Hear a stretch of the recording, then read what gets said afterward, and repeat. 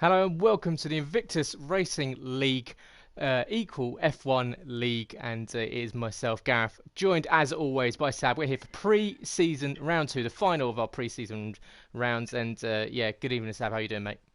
Yeah, I'm good, thank you. It's good to be back again. Final race of the pre-season, like you say. This is going to offer a completely different challenge to what we had last week. It's going to be a lot trickier to get those overtakes done around here. There's not as much runoff like there's around the Paul Ricard circuit, so it's going to test these guys completely differently compared to last week, where we saw plenty of overtakes and daring moves. Tonight might be ever so slightly different because they're going to have to try and pick and choose where they could possibly get the overtakes done, as it's really rather tricky around this Suzuka track. Yeah, absolutely, and you're quite right. The Japanese Grand Prix, not particularly well known for its fantastic overtaking opportunities, but of course probably the best option down DRS straight down in towards turn 1 if you can get it sent down the inside, perhaps even around the outside. Maybe someone might make a lunge into the hairpin at turn 11, but it's going to be a particularly interesting race for these guys to find out where they really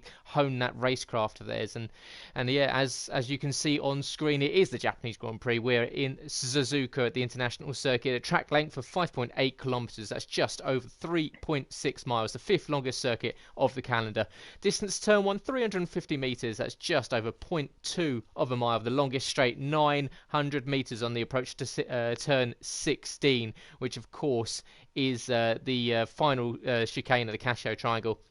Full throttle, 65% of the lap, quite high, up towards the top end of what we see on the calendar.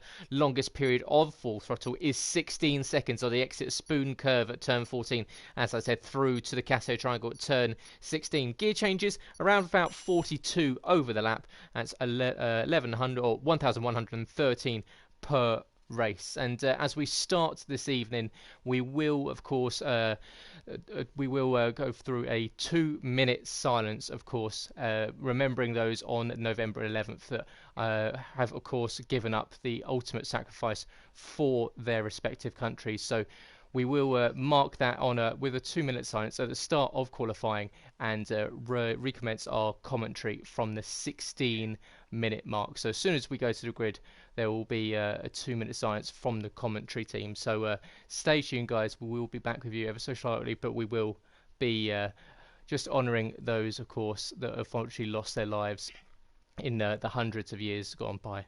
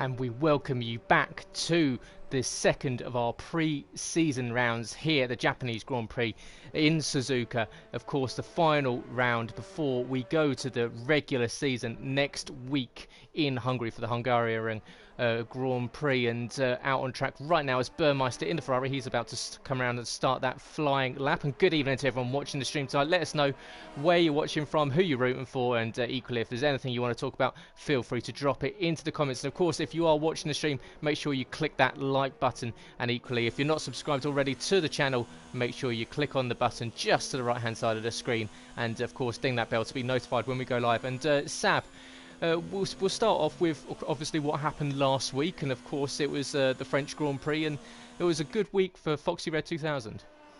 It was, yes. He came in and he wasn't at the very front in qualifying, but boy did he get the job done well. As we've got to quickly, there's a car spun at one of the Degner curves. I think it's Razdi's. He's just made a bit of a mistake there, but he's on his way again. But yeah, Foxy Red, he drove superbly, had a good battle with both the Haas drivers last week, defended really well, but ultimately, I think last week come down to not picking up penalties, didn't it? Him and Alex were the only two that didn't pick up any penalties, and they reaped the rewards in the end. Foxy Red eventually, with all his great defending, managed to pull away from the battle behind him and take a deserved win in the end, and he'll be coming into tonight, I think, on good form and hoping that he can carry this form into tonight and then hopefully take it into the first race of the season. Whereas on the other side of it, our reigning former no assist champion FPL Charlie will be hoping for much better tonight, after it was a very, by his standards, a very scruffy race for himself. He never really got it going in qualifying, and it just kind of unravelled for him in the race. So he'll be on the bit of a back foot tonight. He's not got his teammate with him again, unfortunately, tonight, so he's lone ranger again tonight. But Charlie will be hoping to get right back out there and get to the very front and rectify that forgetful race in France. Yeah, absolutely, and yeah, it's a shame that we are missing quite a number of drivers today in pre-season, but we are expecting a full grid next week for the opening round of the season, as Ras is coming around the final corner now. He'll be the first one to set a time on the hard tie, does a 33.510 there, so sets that first time, and he will be the original benchmark, obviously on the harder tyre, so we'll expect to see some of those guys jump ahead of him. But yeah, as you said, with a couple of drivers missing, but we do have two brand new drivers joining us this evening, and that is the Racing Point team. You can see there of Psycho, and hopefully that's by name, not by nature. But as always, Rusty goes wide there and out of the session at the centre S's early in the lap, and he's just seemed to lose it there out into the barriers, and that's going to cost him, because obviously on the hard tyres a 33.5, that's probably going to drop him way down, as Simon does a 33.6, of course last week's front row sitter. And but yeah, we have got this new team of the Racing Points with Psycho in one of the season, Jumperlinen in the other, so in 6th position. So welcome to the league, guys. Hopefully you have a good, as you can see there's Simon just about getting in the way of what looked like it might be Burmeister, but just the Red Bull just getting out of the way, as we've got Warrislander go to the top of the standings on the soft tyres at 28.393. Jumperlinen in second with 129.4. Just fractionally ahead, 200ths of a second ahead of Alex's Meg Lugby goes up onto the front row of the grid. That makes an all McLaren front row currently.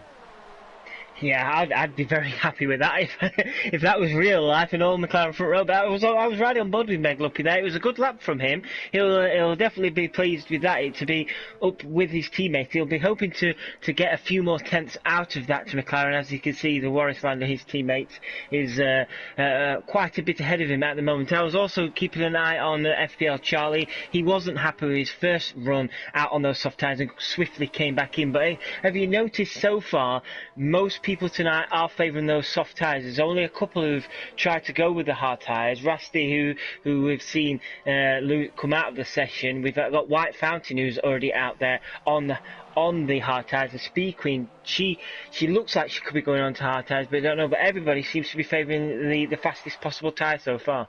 Yeah, it's going to be fascinating to see what these guys can do as Foxy comes across the line. He does a 32 flat on those soft tyres, and of course last week's race winner, he'll be hoping to push himself a little bit further up the grid, and we'll see what else we can see on the track. At the moment, we've currently got Psycho going around. Psycho is coming up to 130R, one of the most iconic corners in F1. And he's now coming up to the Casio Triangle. Can he get it slowed down? Lovely done there. Doesn't lock up the tyres at all. And he's now going to stretch it across the bump. And it really unsettled the car, especially these guys that are running no assists. And he puts himself up onto 5th position, 2 places behind his teammate who's currently sitting in 3rd. We've got Yellow in sector 3 currently.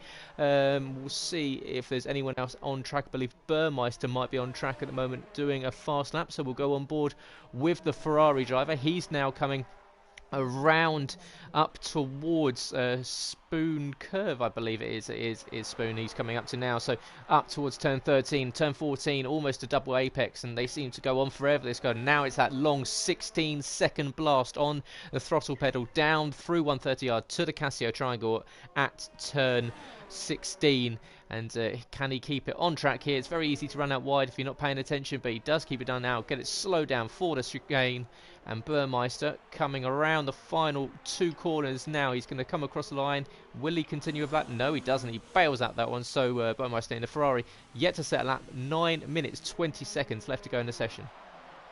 It's been a tough session, I think, so far for Wout. He's out there on the hard tyre, and just before Degner won, he lost the car, and he was sat on the grass for some time. Doesn't appear to have any damage on his Haas car. He's off and running again, but it seems like he's struggling quite a bit on those hard tyres at the moment. It'd be interesting to see if he decides to stick it out and try for one more lap, or whether he comes back in and throws on a set of softs. But last week's pole position man is currently having a bit of trouble so far this evening.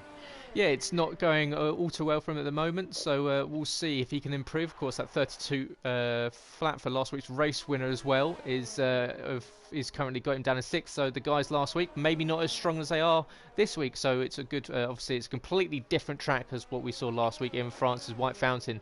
Is looking to slow it down, possibly going to go for another lap on these hards, using a lap just to get those tyres up to speed, or is he going to bail it? No, he is going for it once again. So the Belgian driver in the Haas, and of course multiple race winner took quite a few race wins. I believe it was 4 or maybe even 5 race wins last season as part of the No Assists League. Of course, this season it is an amalgamation of the Monday night No Assists League and the Wednesday night Equal Performance F1 League. So they have now joined together. So these guys are all running no assists. Racing Line is allowed for 1 season only, and then it will be turned off as Charlie. There you go, straight to the top, a 28.35. He puts himself 4,000ths of a second, faster than Morrislander. So that's how close it is at the moment between Charlie and Morrislander. So that proves how strong of a lap that was from the young Dutchman.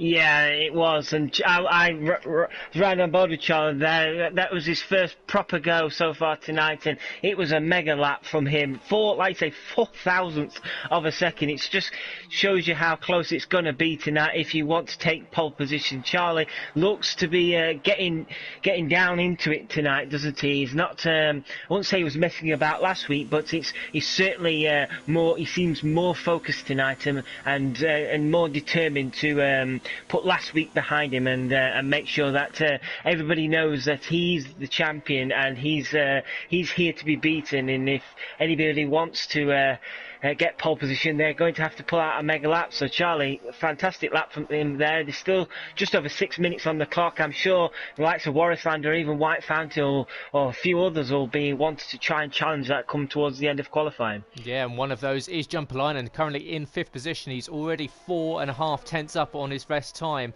so that will put him as a 29 flat at the moment. So he's pushing himself up towards that top 3 positions, as Harry equally a few seconds ago put himself up into 3rd position. position, a 28.657 for the Williams driver.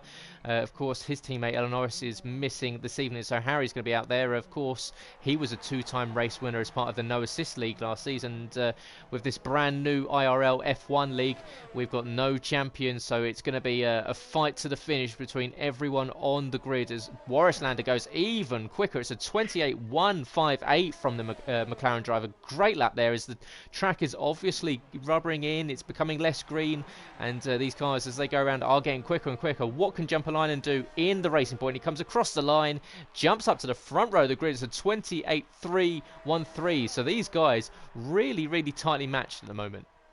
They really are, and like you said, this track is really rubbering in now. You'd imagine one of these guys will potentially dip into the 127s the way they're going. I'm currently riding on board with Fox Redman. He's 2 seconds up on his previous fastest lap, so he's absolutely flying at the moment. He's just coming around towards the start finish line now. What can he do? Where's he going to throw him up to? He's going to jump straight up to 5th place, a 1:28.9. So as you see there, it is mightily close, isn't it? From 2nd all the way down to 6th at the moment. Not much really in it, and all still to play for.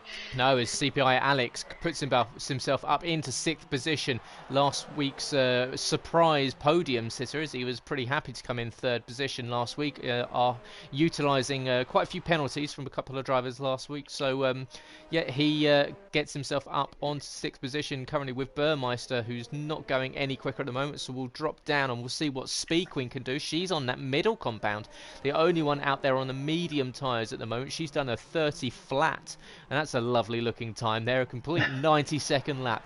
And there you go. So you've got 90-second, more than that. No, 90 seconds. Sorry, my brain's not working. It's pre-season. It's but yeah, there we go. She's coming around here. She's going slow. She's bailed at that one. So we'll see what else is going on the track. We've got Zyman 118. He's coming across the line. No, he's going to slow down. So I'm catching up with all the wrong drivers at the moment. Who have we got that's on a flyer? We're going to go down. We're going to have a look through. Who have we got? We've got a couple of guys on outlaps, Harry and Charlie, and Psycho currently on outlaps. And good evening to everyone watching the stream, even to everyone dropping messages into the comments. Great to have you with us. Let us know who you're rooting for this evening, and we'll go on board with Charlie. He's just gearing up for that flying lap out there on the red-walled soft tyres. So he's going to be going for a flyer. He's dropped down to 3rd position after setting that provisional pole earlier in the session. Can he get himself up back onto the front step of the front step of the grid, I should say, going into the race? He's starting the lap. Callie nailed this first sector. Very easy to run out wide, but very nicely done there for Charlie. Tight into the apex, runs out and uses that runoff area very nicely. Now left, right, seems to go on forever, and it just goes, you scrub off speed with each corner. It's all about keeping it tight on the apex and then running out nicely and using that extra speed. Now Charlie uses that curbing. That's going to give him a good run here through to the Degners at turn 8 and turn 9. Ridiculous G-force going through the car there with lateral G of minus 4.5 on the first Degner. Now up to the hairpin at turn 11. Get it slowed down. Don't lock that front left, which he doesn't. Nicely done here for FPL Charlie. Now it's that long stretch right-hander that goes on what once again feels like forever, all the way up to Spoon curve at turn 13. Get it turned in nicely. Don't run out too wide, as he doesn't, and once again hits that apex perfectly on the exit Spoon.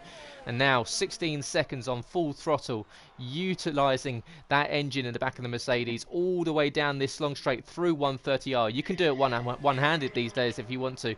And in comes Charlie to the Casio triangle. Can he improve on his time? We'll see in a fraction of a second as he comes around the final 2 corners. FPL Charlie, he runs out into the... No, he's just unbow. He ran off onto the what looked like the grass there as we caught up with the absolute wrong camera angle as we got caught right on the front wing there. He went onto the grass, it seemed, right? He went just over 7/100ths of a second faster, but that's put him 5 thousandths behind Jumpalainen, who's out there in 2nd position. And as you can probably see, we have got an almighty gaggle of cars coming out for their outlap for the final run. Just a minute and a half on the clock. So these guys, it's all or nothing from now. Let's just hope none of them trip over each other and we don't have something similar to what happened in Italy, where everybody's slowing down to try and get a gap to start their flying laps. We've got near enough all the field bar 4 people out on their outlaps at the moment. So this is going to be really exciting to see who is going to be able to get the jump on Warrislander, or can even Warrislander improve on that 128.1 and deep into the 127s, like I say. But this next minute or so should be very exciting, as Harry cannot improve on that time, so he's not going to be going any quicker. He did get across the line, but I don't think, he's backed out of it, so Harry's not going any quicker. Currently in 4th position. We're on board here with Psycho, who looks like he's going a little bit slower as well, so Psycho's going to come across the line. Don't believe he's going to improve. No, he doesn't. He's 0.3 of a second slower than his fastest lap. Now, let's see what Speed Queen can do in the Toro Rosso. She's coming up to the Dunlop curve at turn 7, through that long left-hander, through to the Degners, turn 8 and turn 9. She's just around 0.23 of a second up on her fastest time, so that would only jump her up 1 position at the moment, but we'll see if she can improve. She's got a bit of traffic ahead of her, so will that hinder her? It looks like it's Harry who's got out of the way as the session is now over. The checkered flag is out, so whatever time we see on the board will be it, as FPL Charlie has crossed the line. He's not improving. We know that Harry's not going to be improving, so 3rd and 4th are definitely within striking range for a lot of these drivers. Now, Speed Queen, she's coming down through to the long straight up towards 130R. Will we see any movers? Can anyone make a move on the Warrislander? His 128.158, that fastest lap in the McLaren so far. The young Dutch driver has only joined us recently, only recently starting with no assist as well. So it'll be mightily impressive to see him, as it looks like Speed Queen she is sticking with it. Can she improve? She's going to go from 9th up to 5th position. That's not a bad qualifying for her, because we know that she's not been particularly strong in qualifying over the last season or so. Foxy Red 2000, last week's race winner, currently in 7th position. Can he improve? We know that he's mighty quick on his day as well. In the Alfa Romeo, we've got him coming across the road. Jumper line and a 127.775. Foxy does a 28 flat, but what a lap from Jumper Linen. Wow, that is impressive. I thought someone might dip into the 127s, and boy, did he. He absolutely smashed it there. Superb lap. Unfortunately, for myself, I wasn't riding on board with him. I was trying to see how White Fountain was doing, because White Fountain, he was the only runner in the end running on those medium tyres, and he only ended up in P10 with a 129.1. So he's going to be starting in 10th on those medium tyres, but it could be quite interesting to see what White Fountain does on the alternate strategy. But yeah, wow. And Foxy Red, if Jumper Linen hadn't have done that, you'd have been saying right now what a superb lap it was from Fox Red with the 128.0. But it just shows you, doesn't it, how mighty a lap that was from Jumper Linen to claim pole position. Absolutely superb, that. Yeah, what you do when you come into a new league and you want to lay down a marker for how quick you are, what do? You put it on pole position, and that's exactly what Jumper Linen has done in the Racing Point. And absolutely blown the competition away, over a 1/4 of a second faster than anyone else. And the Finn takes pole position, 127.775. Foxy Red 2000, last week's race winner, in 2nd position with Warrislander, a very credible 3rd position, couldn't improve at the end of that session. Charlie is in 4th with Harry in 5th. CPI Alex is in 6th position with Burmeister in 7th. Speed Queen dropped down to 8th position with Zyman. Usually a good qualifier, so I'll be disappointed with that. Down in 9th with White Fountain in 10th, but as you said, on the medium tyres, so splitting the strategy. McLugpy finishing outside of the top 10 in 11th position with Psycho, and Rasty, of course, had that instant around 3 minutes into the session, which meant that he finished way off the pace, and but he is in 13th and last position. And it is a track that we know can bite you if you don't hold on to the car in the right places, as Rasty proved. And we've seen in the past someone like Boy Ben No SB, or otherwise known as Scott. He's a obviously a former champion here at Invictus. He's taken the last 2 wins as part of the former No Assist Championship here in Japan. So it'll be interesting to see Scott, unfortunately, having to sit on the sidelines this evening and watch this one and watch what the competition will be doing. But as a former race winner around here, I'm sure he'll have a keen eye on who's got the pace. And by the looks of it, it's Jumperlinen that's really shocked everyone with that mega lap.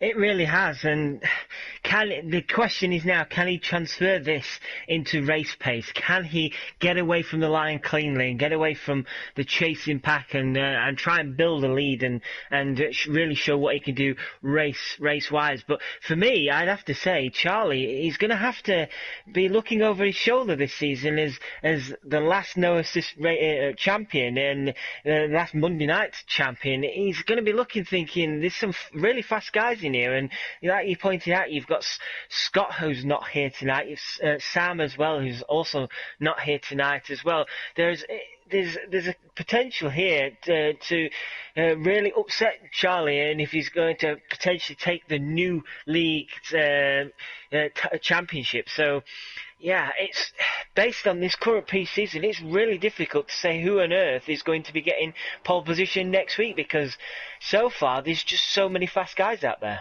Yeah, and you're absolutely right. And so we look there and see the tyre strategies for the guys that started outside of the top 10. Wout Fountain, of course, qualified on the medium, so he'll be starting on slightly scrubbed mediums, but will have that strategy call longer into the race. Meg Lugby has gone fresh mediums, and Rasty has gone for the fresh hires, whilst Psycho, he's gone aggressive. So look to see if the Racing Point can improve earlier in the session. He's down on the soft tyres, so can Psycho move up through the field? And yeah, it's going to be... I love when you have these unknowns with these new drivers that come in and relay a benchmark, because we've seen the likes of Foxy Red, he's a race winner. We know that FPL Charlie and Harry are race winners. You look down, you've got a 3-time champion in Speed Queen 80. She's down in 8th position. Wout Fountain, multiple-time race winner across multiple series here at Invictus. He's in 10th. You've got ex-champions across equal performance leagues like Meg Lugby. It's just...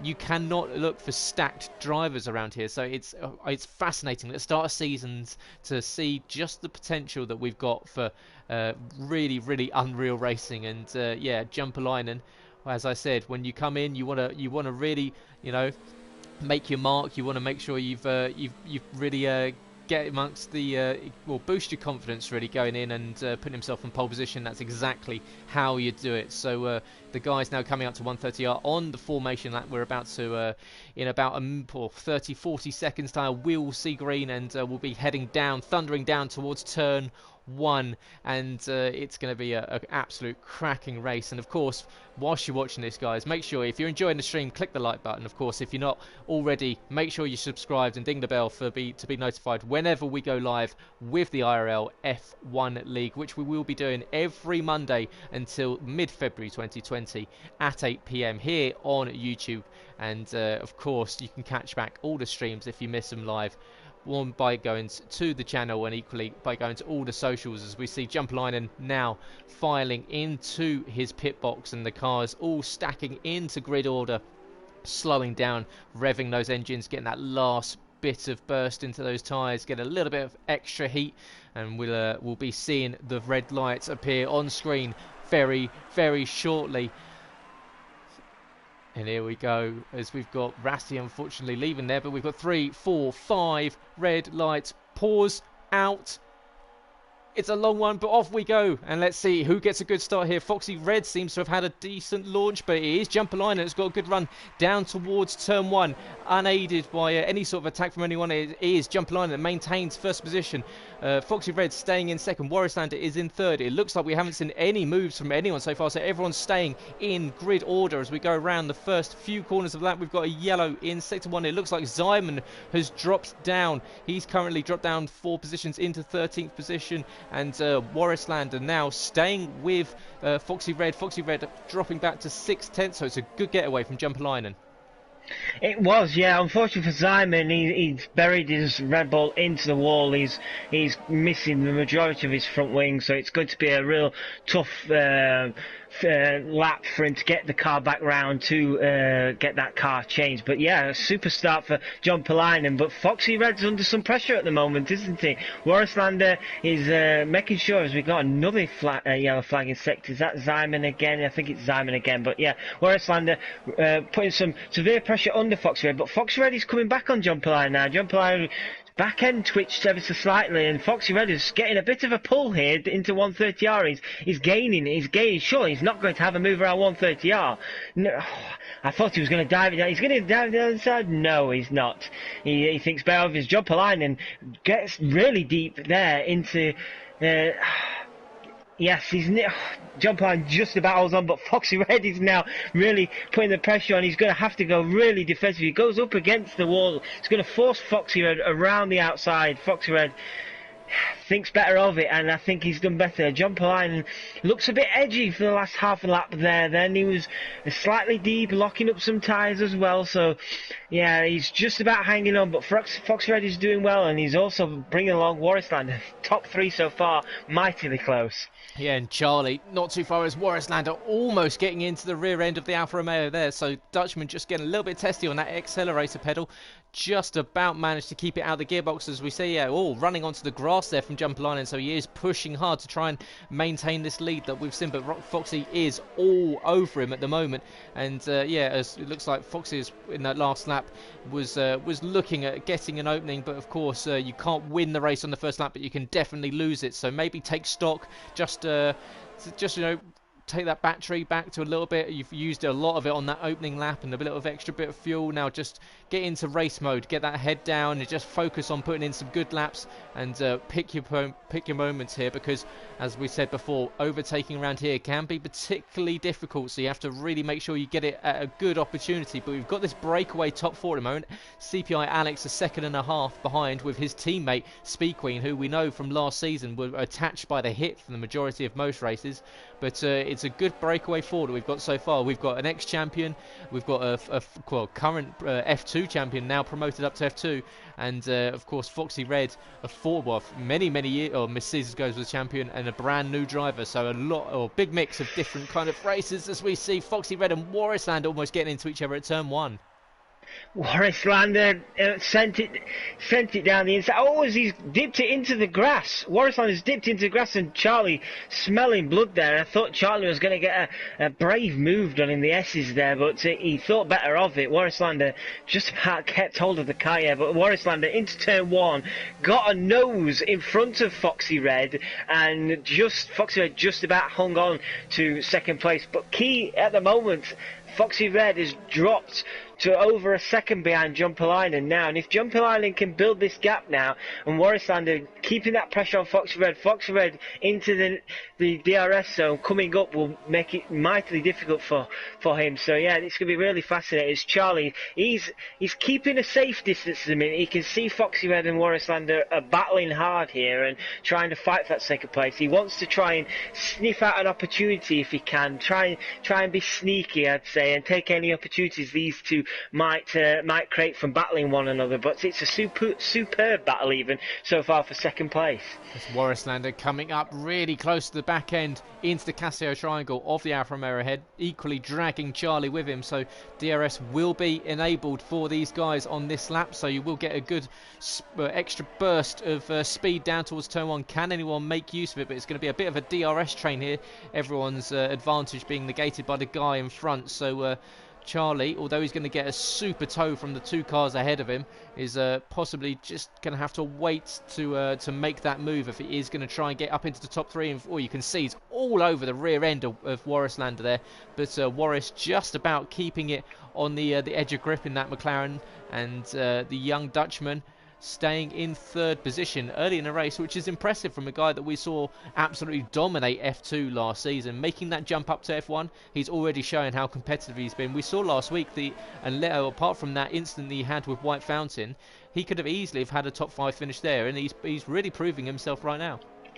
He really is, yeah, and you'd have to say, based on his current form and his current form bringing into this season, he's got to be a contender for the championship this season. He has been mighty consistent coming into this season, and so far he's looking like he can not only attack at the front but defend from behind as well. So at the moment, Warislander he's proving his worth in this league. He's keeping the last no assist champion behind him as Charlie now makes a move. He's going to try around the outside. Warislander defending nicely once again, keeping that inside, not breaking too deeply, making sure Charlie doesn't have any room to manoeuvre. Charlie now once again getting a nice toe off Warislander, but because Warislander's got that DRS as well, there's just always Warislander's run wide there, but just about kept it on the track. And Charlie, he just doesn't want to get frustrated, does he, right now? Because I've been in that position as well. He's stuck behind a car for so many laps around this circuit. You can find yourself very frustrated if you can't get the move done. He just needs to keep doing what he's doing, and hopefully an opportunity will open up for him, because the last thing he wants to do is try something a bit silly and cause himself and Warislander a potential damage or coming off the track. Yeah, he lost a little bit of time there to Warislander, had a little bit of snap oversteer on the exit of turn 6 at the S-curbs, and it's cost him about 2/10 or so, because he was right in the dirty air of Warislander going through the S's, which will not help with traction, will not help with those tyre temperatures at all. So he's going to want to get past this McLaren sooner rather than later, because he can see the jumper line and is now up to 1.3 seconds ahead. So he's starting to break that DRS of the guys behind him. Charlie half a second behind Warislander, but it doesn't look like he's going to be close enough, because Warislander's back in the tow of Foxy Red 2000 in second position. But this is that stage where you really start to need to look after the tyres, because if you want to go for a different strategy and not end up all coming in on the same lap, I think we'll see who on circuit can look after these tyres the nicest in this next 3 or 4 laps.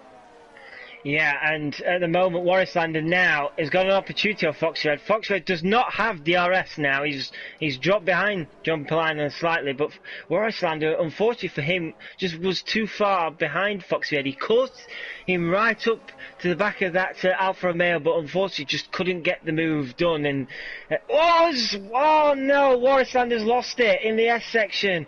Oh dear. That is mighty unlucky. The back end just went away from him and it put him straight into a wall, and the wheel has come off. That is devastating for him, just after all the high praise we was giving him. And unfortunately both McLarens are out.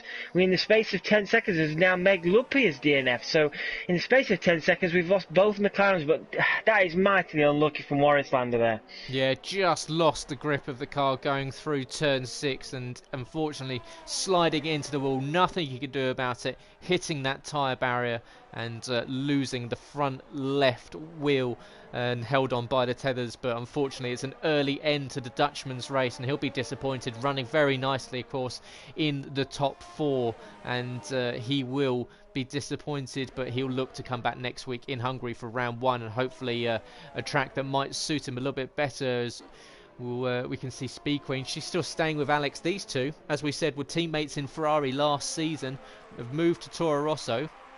Last season they seem to be, as I said, they were tied by the hip, and once again it's exactly the same. 7/10 split, CPI Alex and Speed Queen.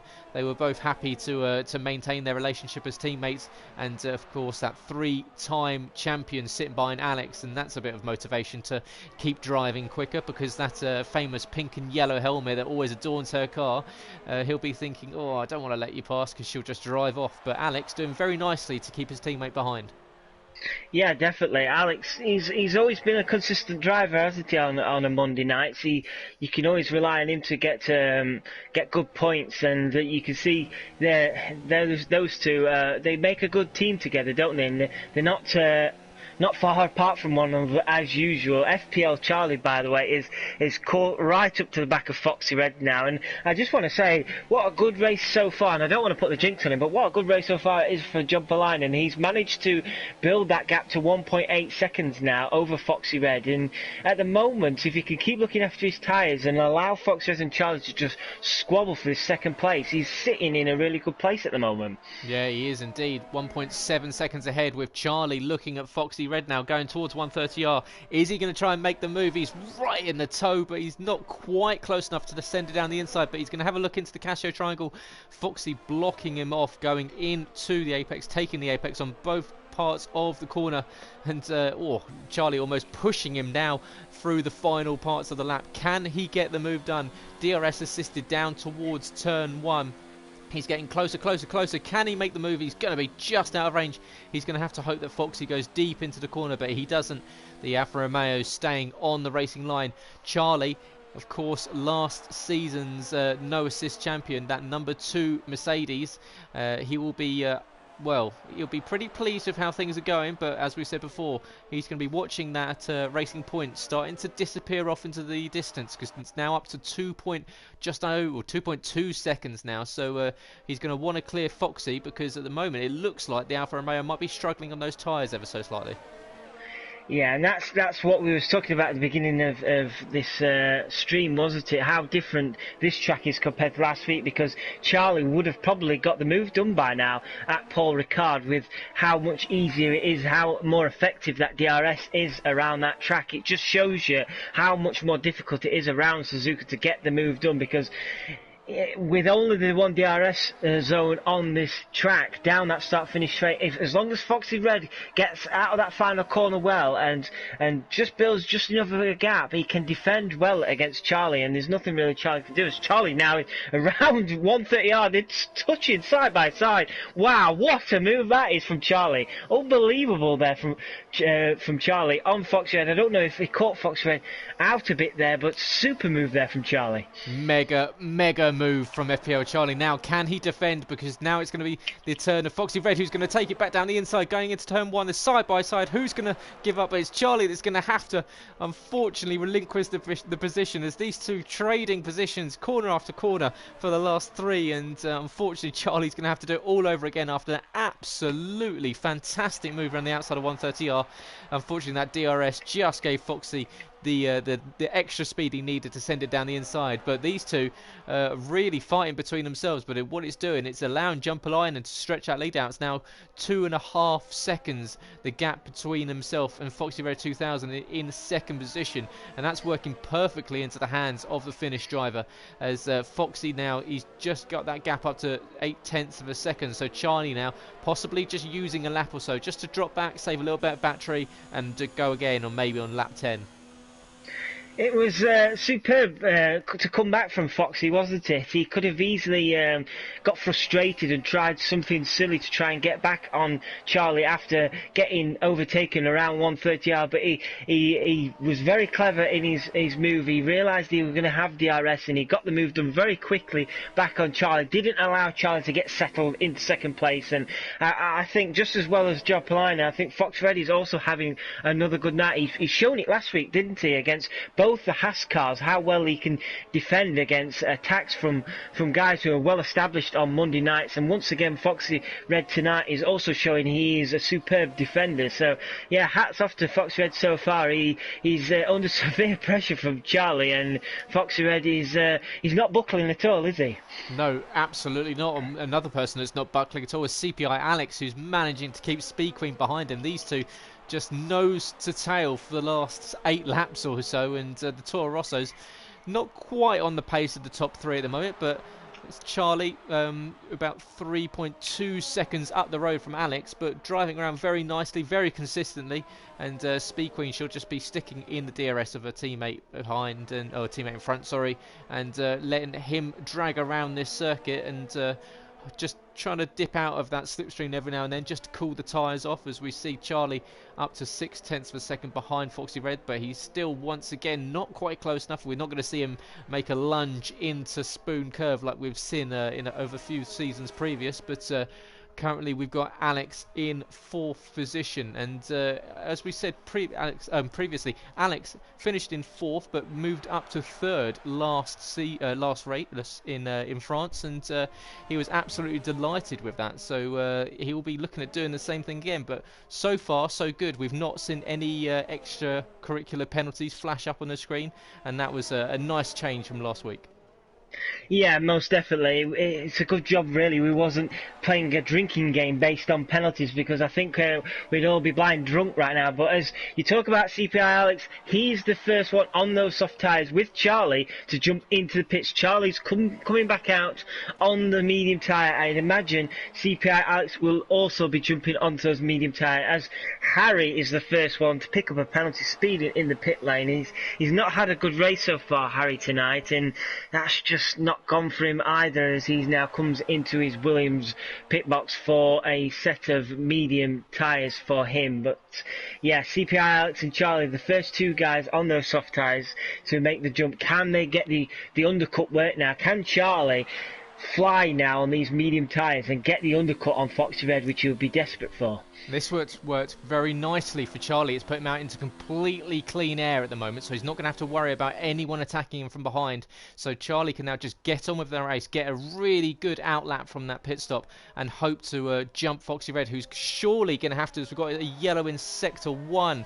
We'll see if anyone's dropping down through time. It's not looking like it's been cleared quickly, but yeah, Charlie's going to have to hope that Foxy Red is going to come in, because surely he's going to have to cover off that undercut from Charlie, as Harry moving up past Rusty is in 7th and 8th position, as the Williams has made that stop already. Rusty, unfortunately, yet to make that stop and started on the hard tyres, so he'll be going long in the race, and they're still side by side, and Rusty going side by side round the hairpin with Harry, but unable to get back past.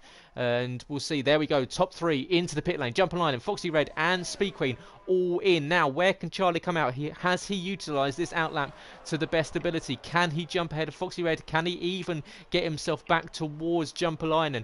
Jumper Line is currently rolling out of the pit lane. Equally, so is Foxy Red. Charlie's coming down the main straight now. Now, Jumper Line is out in time. Foxy Red is getting up to speed on the exit. Can Charlie get past me? It's going to be absolutely mega close. And it's contact between the two, and around goes Foxy Red, and Charlie up into what will be a net 2nd position. Jumper Line maintains 1st, but it looked like the two were so determined to maintain position side by side into turn 1, and contact was inevitable.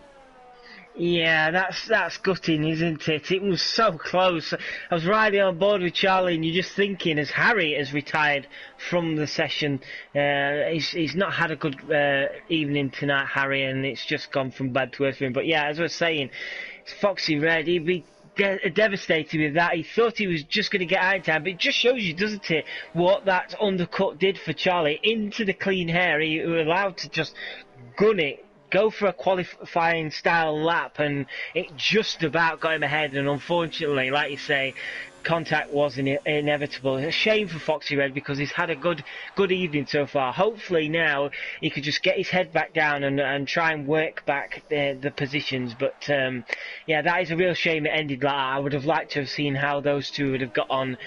Roles reversed and Foxy Red attacking Charlie, but shame for him. But like this, just moving on, at the moment Jumper Line has got back out in a net 2nd place. White Fountain is currently in 1st place at the moment. He's up 9 places on those medium tyres. Remember, he started. Be interested to see how far into the race he can go, and eventually be much faster towards the end of the race. So White Fountain's one to keep an eye on at the moment, but at the moment Jumper Line is getting the time down on him. It was over 9 seconds. It's already down to 8.7 seconds. So White Fountain will have to be careful not to use up all of those medium tyres too early.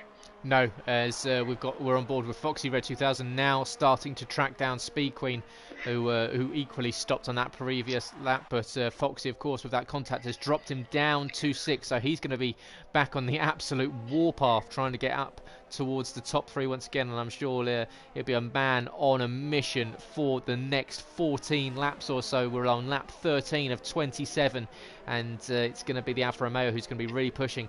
We've got 2 drivers have yet to stop. Of course, White Fountain and Rasty. And White Fountain, of course, started on the medium tyres, so he'll look to come in a few laps' time. And equally, Rasty started on the hards, will probably go to around about lap 20, I'd say maybe lap 19, and go for a set of softs to the end.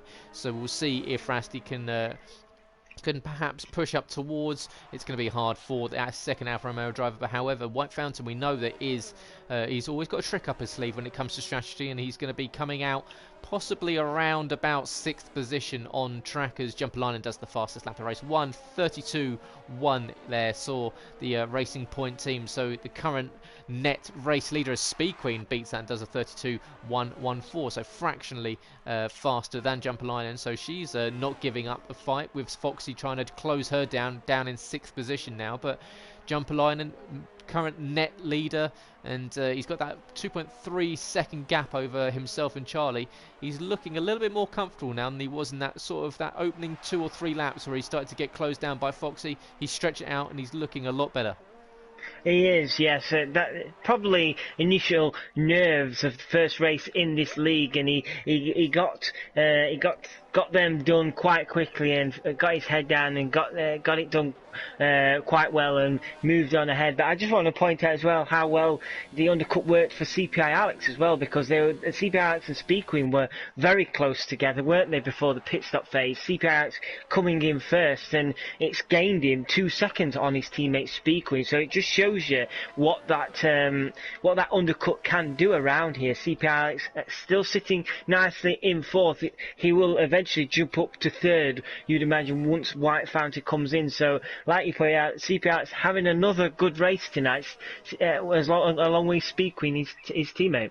Yeah, it's been another good one for the 2 Toro Rosso drivers, and they'll be looking at picking up some decent points. They, of course, finished second as Jumpalainen does another fastest lap, immediately beaten by Charlie, who does a 32 flat. So good lap there from Charlie. He's pushing as Foxy Red 31.7. So I said Charlie was pushing. He's just been smashed by Foxy Red, who's really starting to get the nail, or essentially put the pedal to the metal and try and catch up to Speed Queen 80.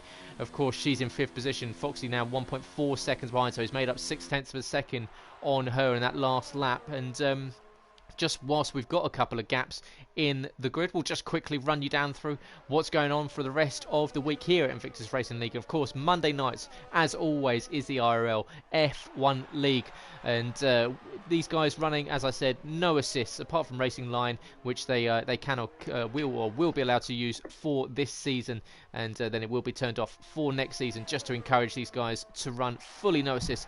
On Tuesdays, it's the Realistic Performance League, and that will be covered in the commentary box, of course.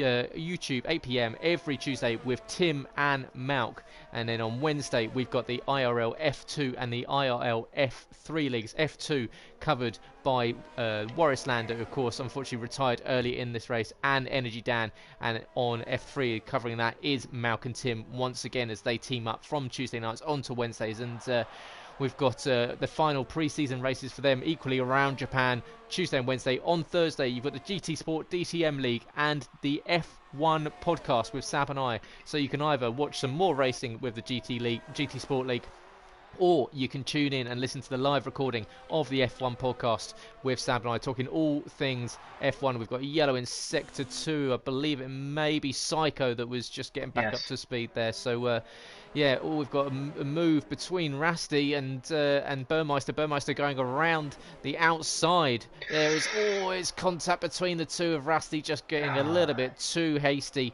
into the Casio Triangle, and he's going to have to get back on it, and of course hasn't stopped, so that's really not going to help the second Alfa Romeo driver. That was a little bit brave and a little bit bold from Rasty there.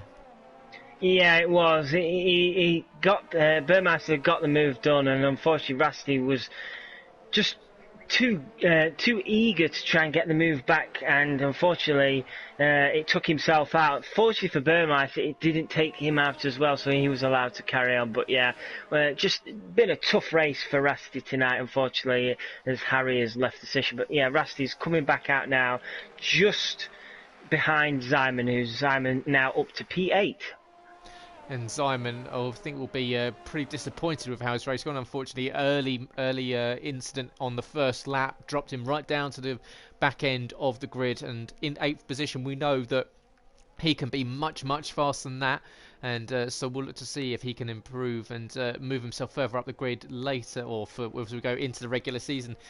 Speed Queen now, she's back in the DRS of her teammate in front. So Alex, well, is this a bit of the team game to try and help her defend from Foxy Red? Has he dropped back to allow Speed Queen, or is she just enjoying these medium tyres a little bit better than her Toro Rosso teammate ahead? So she's now 0.4 of a second behind the number 58 Toro Rosso, and she'll definitely be looking at possibly swapping that position with Alex, because she'll be able to see that Foxy is slowly starting to creep up behind. It's taking him possibly a little bit longer than what we first thought, and that spin on those tyres may have just taken a little bit of life out of them, which has cost him the opportunity of pushing hard. So Foxy Red 2000, 1.6 seconds now behind in 6th position, but not making the inroads that we thought he might do. No, he's not, and I was just looking further ahead. FPL Charlie has fallen. It's around 3.3, 3.4 seconds behind John Polainen now. So John Polainen is in a really comfortable position at the moment. He's got White Fountain's lead down to 4.7 seconds. You'd imagine there's only 10 laps left now.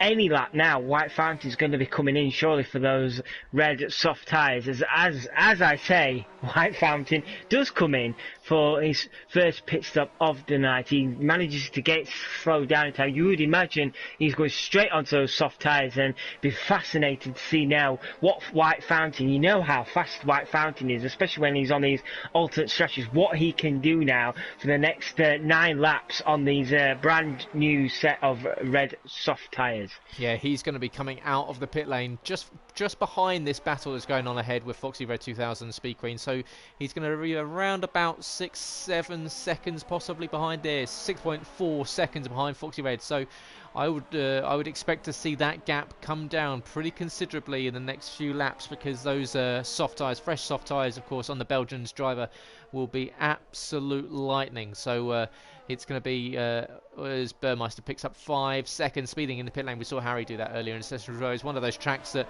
it can be very easy just to take a little bit too much speed into the pit lane. Unfortunately, Burmeister in 7th position has fallen foul of that, as Speed Queen still trapped in that DRS of the car behind. But what it has done is possibly brought Foxy Red back up behind. He's now only fractionally over the DRS detection limit, and Speed Queen, she might be on the team radio trying to say to Alex, can we swap over, because I might be able to drag you along a little bit faster than you're dragging me around at the moment. Because Foxy Red, he's as soon as he gets into DRS, you think that he's probably going to start having a go, and equally with White Fountain will be charging up behind. These Toro Rossos probably want to get a move on at the moment. Yeah, and you took the answer to my question right out of me then. I was just about to ask you, what would you do in this position? Would you be asking Alex to do a swap around and allow yourself, if you were in this position, to get past and see if you are much quicker to try and pull your teammate along as well? Because at this moment, all this is doing is Alex is just pushing his teammates slowly back into the jaws of Foxy Red, and now Foxy Red is under a second, so this is not doing Speed Queen any favours at the moment. No, Franz Tost will not be too impressive at all as Alex put his car on the racing line going into turn 1. He's not willing to give up the position.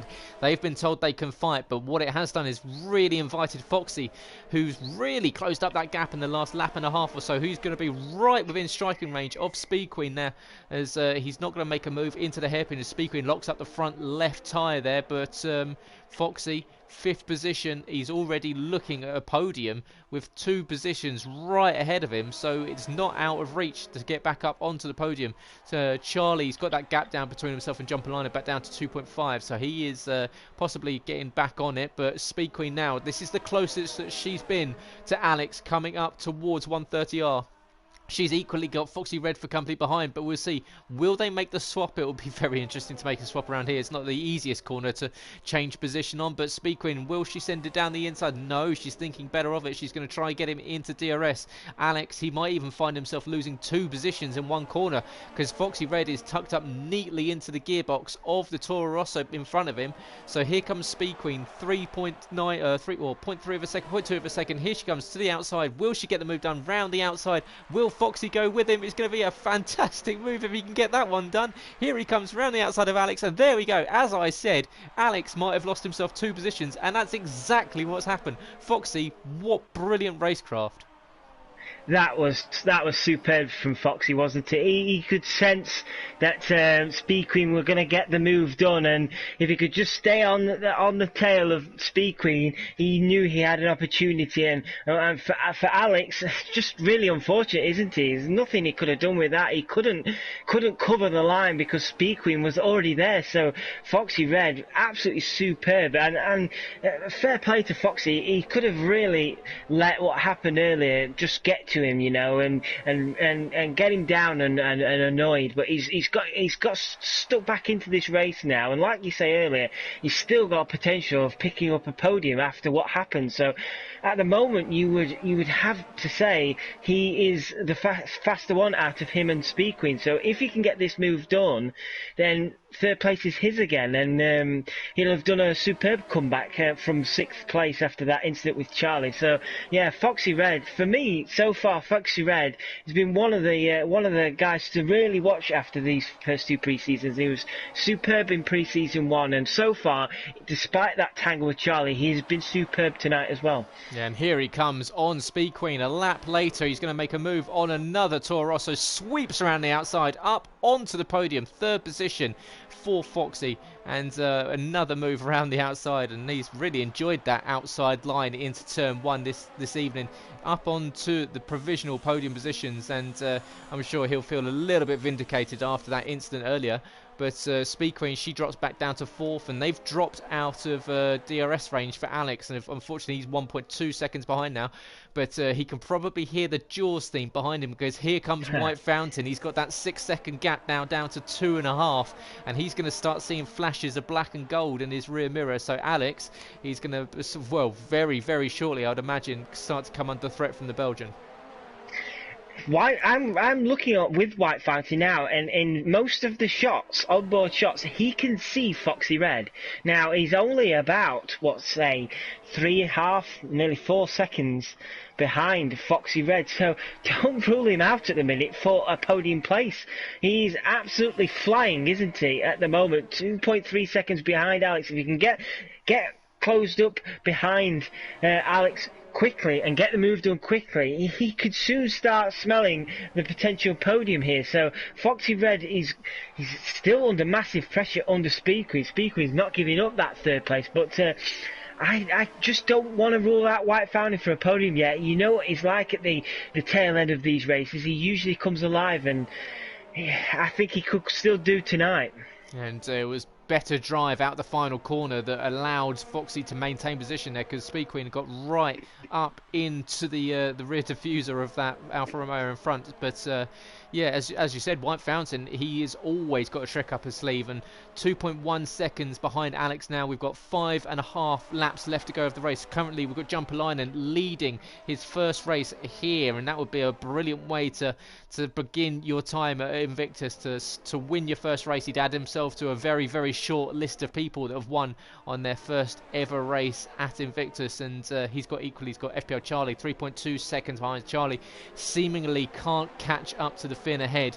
Foxy moving back up into 3rd position, with Speed Queen just about half a second behind, not giving up that podium position.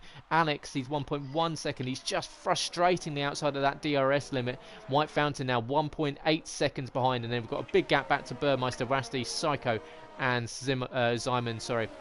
And yeah, it's a couple of extra stops for those guys after early incidents. Speed Queen, she's still once again right in the slipstream of Foxy, but not quite close enough to send it down the inside into the Casio Triangle chicane. She's going to line him up once again, but we'll see. Foxy seems to get in very, very good traction out of this final chicane, which just gives him that edge going down the main straight. And you can see once again he's had a good launch, and Speed Queen's going to have to stay with him. She's much closer this time. Can she go to the inside? He's going to stick to the racing line right in the middle of the track, and he maintains position. But this battle is still going on. But there you go, Fountain 1.2 seconds behind, and you said that he could see Foxy Red in his just up the road from him now, and every lap he's getting closer and closer. But with only just over 4.5 left to do, can he close up that much? Because it's going to be a big ask to catch up to where Foxy is right now.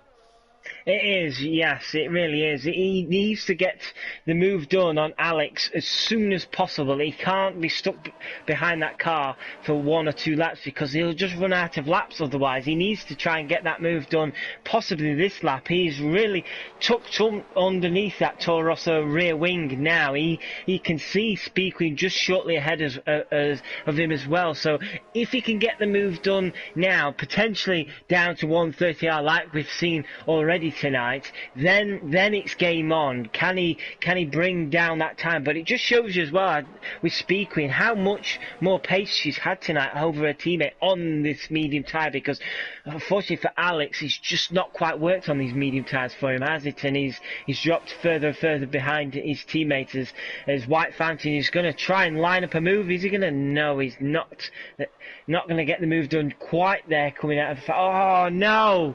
No. He's picked up a 3-second time penalty for multiple warnings, and that, unfortunately, as he does now get the move done and promotes him into 5th place, unfortunately, has probably ruled him out of any chance of a podium.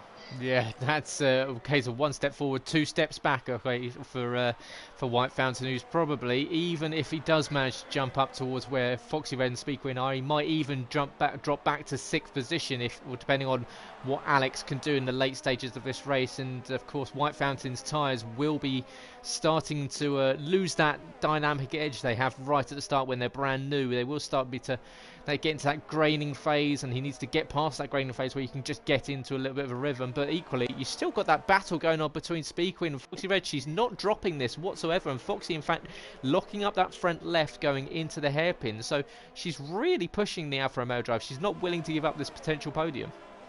No, she's not, and within a lap or so, I think she's going to end up finding a black and gold car in her wing mirrors. He's starting to reel in Speed Queen now. 1.2 seconds is White Fountain, but yeah, I have to say, Speed Queen has been superb tonight. She's looked like the Speed Queen of old, like the Speed Queen we know. She's battled hard, she's harassed Foxy Red, and to be fair to Foxy Red, he hasn't buckled since he's got into that 3rd place, and Speed Queen trying all she can at the moment just to try and get something done, as they both find it difficult coming out of the final chicane there. Foxy Red dipping a tyre onto the dirt, but unfortunately Speed Queen, just a bit of sideways action for her, so the DRS won't be effective there. But yeah, Speed Queen, she's looking a lot better so far this pre-season. Hopefully we'll start to see this sort of Speed Queen and this battling for podiums and wins Speed Queen in this forthcoming season. Yeah, and she said to us last season that she struggled last season due to the fact that she moved to a new wheel and she was getting up to speed with it throughout the season, which is why that she was so uncharacteristically off the pace. But we can see that she's well back on it now. She's pushing for podiums, and she's back up towards the head of the field. And as we've said before, 3-time champion here, so she's got pedigree for being particularly quick. But these guys, they've dropped back behind. But if she is going to push for the championship once again, she's going to have to make it past someone like Foxy Red, who's equally going to be one of those challengers. But she's much closer going into Spoon now. We'll see. You can see they're getting caught up in that dirty air, just getting a little bit sideways and twitchy into the apex of the corner. Now, can she line him up, and will she be bold enough to make a move into 130? We saw Charlie do it around the outside earlier in the race. She's going to be close, but it's not quite close enough, but she will be close to in towards the Casio triangle. Will she send it down the inside? No, not quite there. But equally, there you go, that black and gold Haas car behind. He's right within reach of these guys, but we are currently on the penultimate lap, 26 of 27.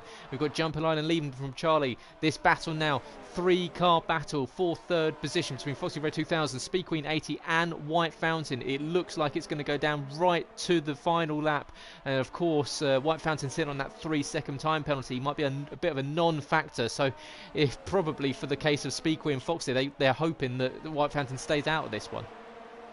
Yeah, definitely. But what White Fountain will be hoping is if he can just get past Speed Queen as soon as possible and try and build that 3-second gap to CP Alex. It's currently 2.1 seconds at the moment. It's going to be a lot to ask of Alex to lose basically a second to White Fountain at the end. But White Fountain will be hoping to try and build that 3-second gap. But at the moment, I think it's just a wall, isn't it? At the front at the minute, Speed Queen unable to get past Foxy Red, and I think it looks like at the moment, even though White Fountain is on these soft tyres, it's just going to be a bit too difficult for him to get the move done, because Speed Queen will also have DRS as well, so that DRS of his will just be nullified and just be a bit too awkward. CP Alex is keeping within the 2-second mark of White Fountain, so at the moment White Fountain will be dropping back down to 6th place, unfortunately for him. Speed Queen in the worst position she could hope to be in, coming on to the final lap of the race. She's got a potential podium sitting right in front of her, but she's going to have to drive offensively and defensively at the same time, because here comes White Fountain right up behind her. He's going to send it down to the inside. She's going to try and cover off, but it's not in time.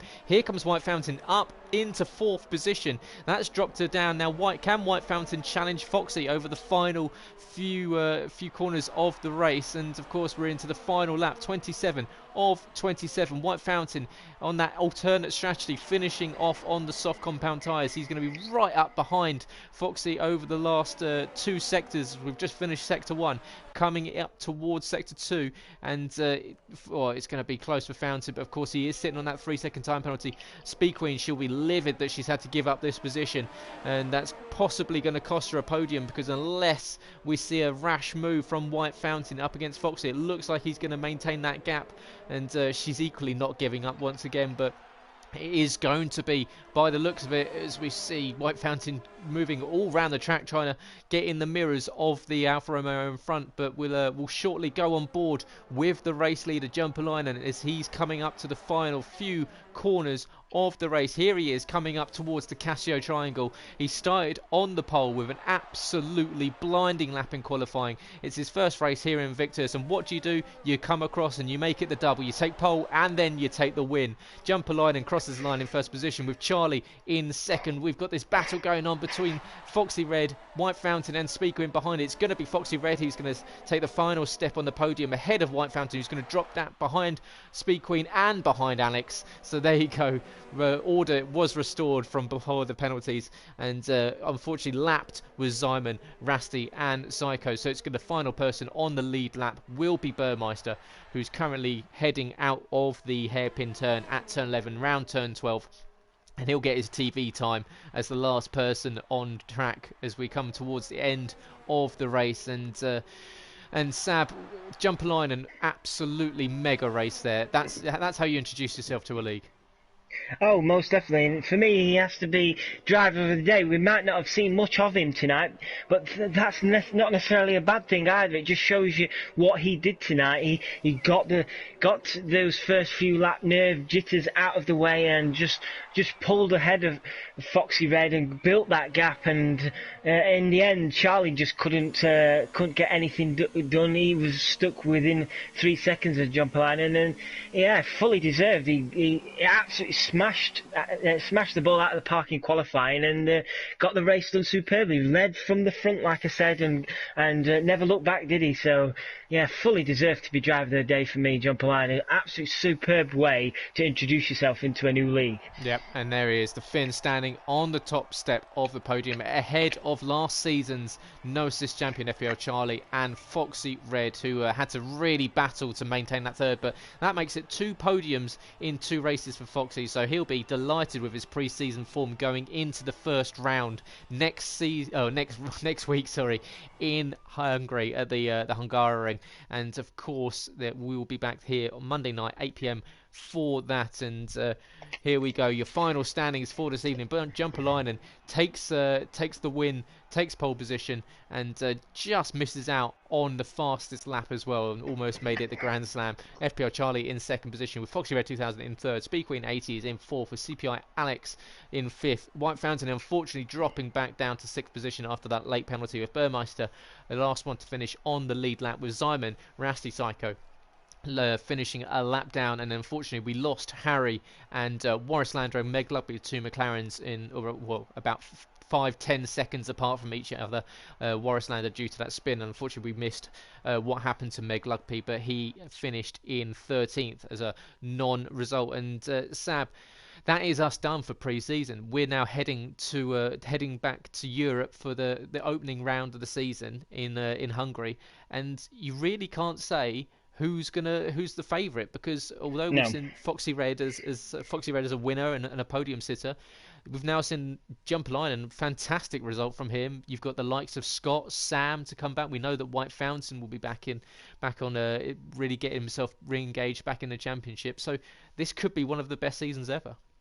It could be, and also I have to say, Warris Lander, he looked absolutely mighty tonight until unfortunately the car got away from him and put him into the wall. So yeah, you've got 5, 6, 7, 8 drivers. Speed Queen as well, who looks like she's back into her groove tonight. I'd have to say the Toro Rosso team tonight in general, I'd say was looking pretty strong tonight. They got into good point scoring positions, and I'm sure come next week, if the Toro Rosso team are in 4th and 5th for next week, you would imagine they'll be absolutely delighted with that. So yeah, it's just going to be absolutely fascinating. And Harry as well is another one who had a bad race tonight, but we know can win races and get podiums.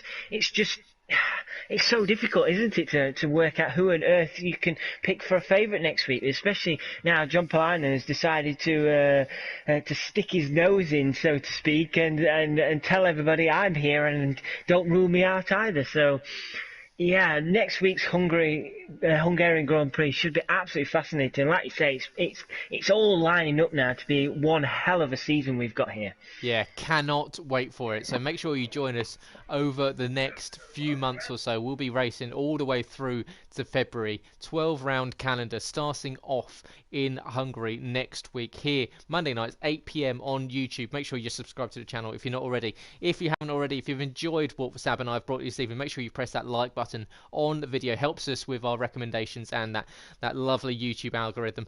And of course, if you are subscribed, ding the bell. That'll let you be notified every time we go live with a stream, because of course we're not the only stream of the week. We've got Monday night, of course, is with us 8 p.m. here for the IRL F1 League.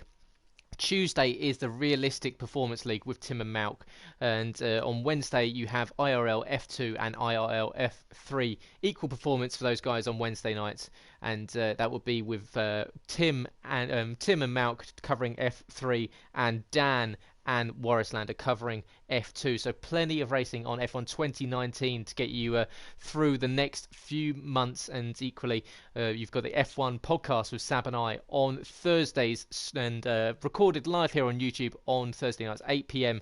And of course uploaded to SoundCloud, Spotify and iTunes if you want to listen to it back on any of your podcasting apps.